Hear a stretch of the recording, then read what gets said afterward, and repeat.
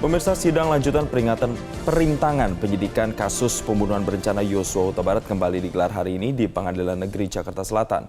Jaksa penuntut umum hari ini menghadirkan saksi-saksi untuk terdakwa Hendra Kurniawan dan Agus Nurpatria. Ya, seperti apa potensi keterangan saksi terhadap terdakwa? Kita berbincang langsung melalui sambungan virtual dengan pakar hukum pidana yang juga guru besar hukum Universitas Al-Azhar Indonesia, Profesor Suparji Ahmad. Selamat siang, Prof. Suparji.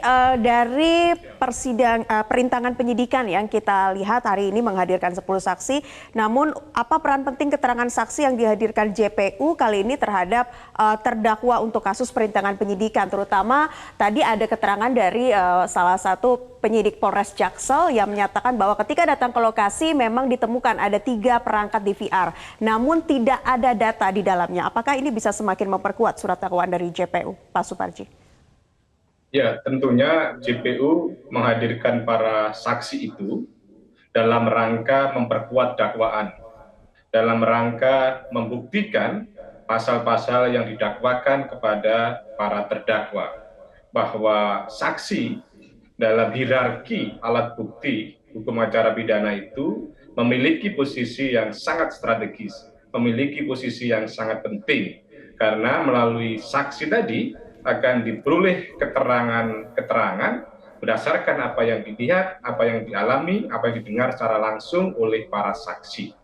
Dengan mendengarkan keterangan saksi tadi, maka akan bisa diketahui apakah para tersangka atau para terdakwa yang sekarang diperiksa itu terbukti melakukan perintangan penyidikan kasus pembunuhan berencana yang dilakukan oleh Sambo dan beberapa orang yang lain. Nah, melalui keterangan saksi tadi itu akan dinilai ya tentang kebenaran dakwaan yang telah disusun ya. Karena dakwaan itu pada dasarnya kan sebuah pernyataan-pernyataan yang tertulis yang dilakukan oleh jaksa penuntut umum yang kemudian dibaca di persidangan pertama.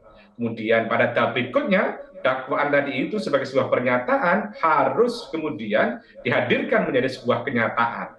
Kenyataan itu akan hadir melalui alat bukti tadi itu. Meskipun baru pada tahap pembuktian menggunakan alat bukti saksi, saya kira ini sudah cukup membuat terang benderang bahwa memang para terdakwa itu ada dugaan kuat atau diduga kuat melakukan perintangan penyidikan. Apa buktinya? Bahwa rekaman tadi itu kemudian tidak sesuai dengan aslinya.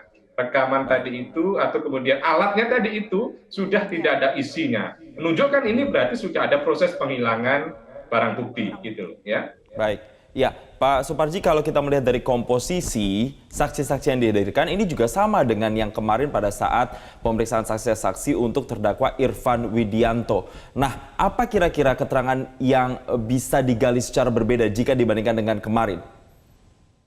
Ya, memang sekarang ini kan yang menjadi fokus adalah kepada perbuatan para terdakwa, ya. Terus kemudian bisa jadi terdakwa itu ya karena memang pada satu peristiwa yang sama saksinya juga sama gitu loh ya, terus kemudian tidak bisa diambil alih ya menjadi fakta persidangan pada terdakwa pada hari ini.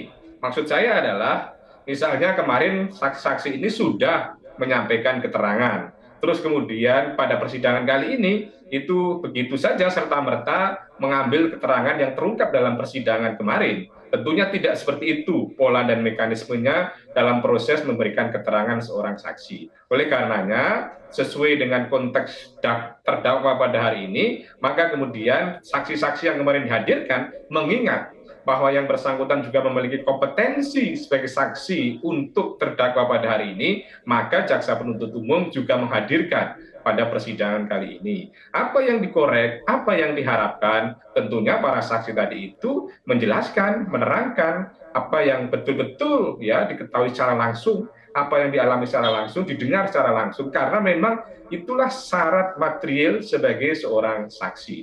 Jadi sekali lagi sama dengan proses persidangan sebelumnya, dalam arti adalah mencari keterangan dari para saksi. untuk membuktikan bahwa para terdakwa ini memang melakukan tindak pidana penghalangan, perintangan penyidikan, yang itu kemudian dikenal sebagai obstruction of justice. Jadi bahwa apa yang dilakukan oleh penuntut umum dalam rangka membuktikan itu, Mbak. Ya. Ya, ini ada satu keterangan lagi dari saksi Aditya Cahya yang ternyata ketika menemukan dalam visual ini disebut Joshua masih hidup gitu ketika melihat hasilnya. Nah, apakah ini jelas-jelas makin memberatkan para 7 terdakwa untuk kasus obstruction of justice ini, Pak Suparji? Ya, tentunya fakta itu memberikan setidaknya 2 nilai. Ya, pertama nilai bahwa ternyata ada rekayasa kasus. Karena apa? Pada mulanya kan menceritakan bahwa FS itu datang ke situ sudah tewas ya, korban gitu loh. Tapi ternyata FS datang itu bahwa korban masih hidup.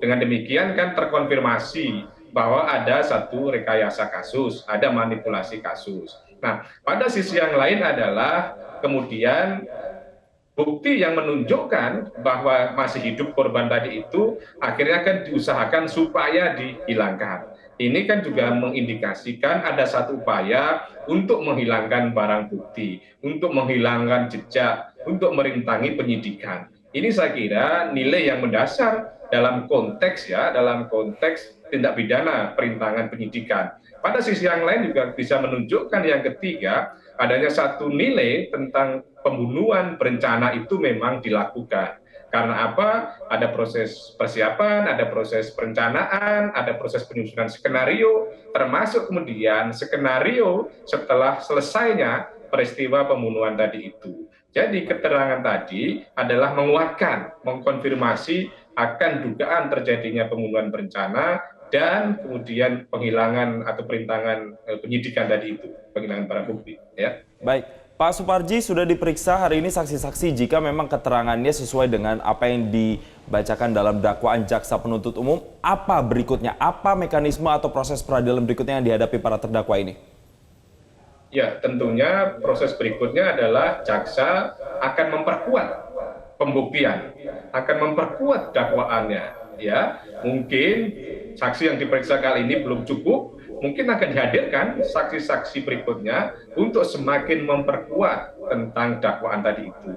Nah, saksi itu hanya satu alat bukti. Nah, pada sisi yang lain tentunya akan menggunakan alat bukti yang lain, misalnya berupa surat, ya, berupa surat yang misalnya menunjukkan adanya komunikasi, adanya informasi tentang untuk menghilangkan barang bukti dan sebagainya. Ini juga bisa digunakan sebagai satu alat bukti. Nah, pada sisi yang lain juga misalnya jaksa akan menghadirkan alat bukti berupa keterangan ahli, di mana ahli akan menganalisis tentang ya, peristiwa, tentang pengetahuan berkaitan dengan obstruction of justice dan lain sebagainya. Kemudian yang keempat, nanti hakim akan menilai dengan menggunakan alat bukti petunjuk tentang rangkaian peristiwa satu dengan yang lainnya, rangkaian alat bukti satu dengan yang lainnya, rangkaian saksi satu dengan saksi yang lain untuk menemukan sebuah kebenaran. Dan pada terakhirnya akan diperiksa keterangan terdakwa. Sehingga nanti hakim akan memiliki sebuah keyakinan dalam melahirkan sebuah keadilan, mengingat sudah diperoleh fakta sebenarnya, kebenaran material, puzzle tentang pembunuhan berencana tadi sudah terbentuk dengan utuh gitu loh. Ya. Pak Suparji, kalau kita melihat jalannya sidang obstruction of justice dengan menghadirkan saksi-saksi juga dari kemarin, ini sebetulnya komposisinya ini saksi-saksi tidak melihat secara langsung kejadian, namun melihat adanya kerusakan barang bukti atau potensi menghilangkan barang bukti. Nah, ini menjadi dukungan yang cukup kuat. Ya, mungkin saja para saksi tidak tahu ya secara langsung ya saat para pelaku tadi itu melakukan perusakan misalnya. Saat mengambil barang bukti tadi itu.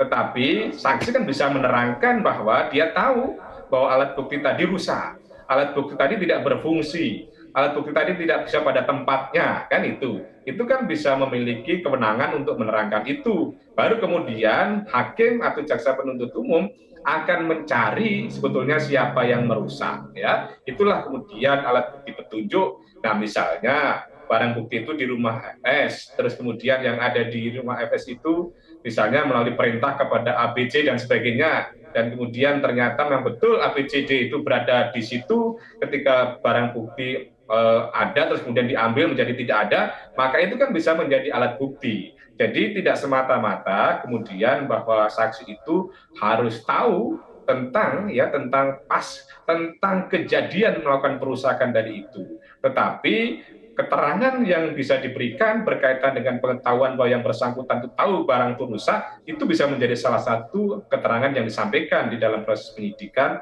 maupun proses persidangan, gitu loh, ya. Baik, artinya proses penggalian keterangan, proses pembuktian ini masih akan terus bergulir, tidak hanya berhenti di saksi-saksi yang diperiksa dari kemarin hingga hari ini, tapi masih akan ada saksi-saksi berikutnya yang nantinya akan dimintai keterangannya untuk bisa membuktikan dan meyakinkan hakim untuk memutuskan terkait dengan perkara ini. Terima kasih Pak Suparji Ahmad telah memberikan konfirmasinya bersama kami di Newsline siang hari ini dan selamat kembali melanjutkan aktivitas.